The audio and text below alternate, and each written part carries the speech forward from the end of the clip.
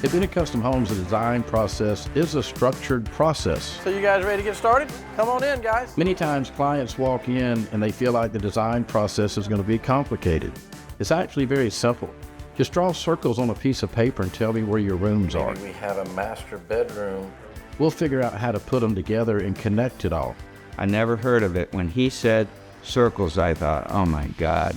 But as I listened to him talk about it, he was right. And it was very easy. Those circles became the living room, the dining room, the kitchen. We knew we had to have accurate plans on this house. And he helped us come up with an accurate set of plans from the circles. Tell us what you need. Tell us what you're looking for. Let's establish a square footage, and then let us make it all fit. Let us draw the lines and let us connect it. When you're building a home, we've always said you should get what you want, but that all starts in design.